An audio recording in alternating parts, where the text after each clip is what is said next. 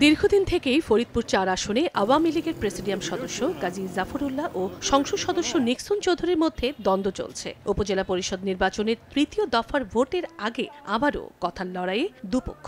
অভিযোগ পাল্টা অভিযোগে উত্তপ্ত রাজনৈতিক অঙ্গন।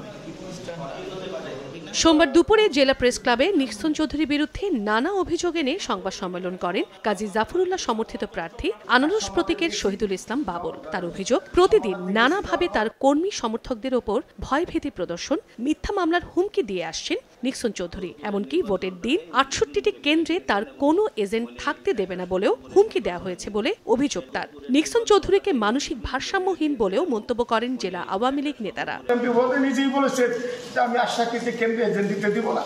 তারপর থেকে তার নেতা কর্মীরা এত উৎসাহিত হয়েছে, এই উৎসাহিতের ফলে এখন আমার জীবন নিয়ে ঝুঁকি। উনি আসলে একটা মানসিক ভারসাম্যহীন লোক, ওনার কথা এত গুরুত্ব দেওয়ার কিছু নাই।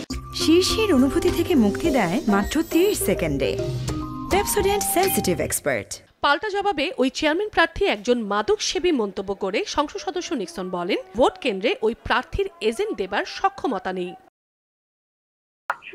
সেন্টারে আমি এজেন্ট দিব না, আমি মানসিক ভারসাম্যহীন দেখেই তো আমাকে 2 লাখ 1.5 লাখ লোক ভোট দিচ্ছে। ওটা নেশাগ্রস্ত পেন্সিল খায়, ওর কথায় আমাকে আসে যায়। তৃতীয় ধাপে আগামী ২৯ মে ফরিদপুরের সদরপুরে উপজেলা পরিষদের ভোট গ্রহণ অনুষ্ঠিত হবে। এবার চেয়ারম্যান পদে 2 জন ও ভাইস চেয়ারম্যান পদে 9 প্রার্থী প্রতিদ্বন্দ্বিতা করছেন। সময় সংবাদ, ফরিদপুর।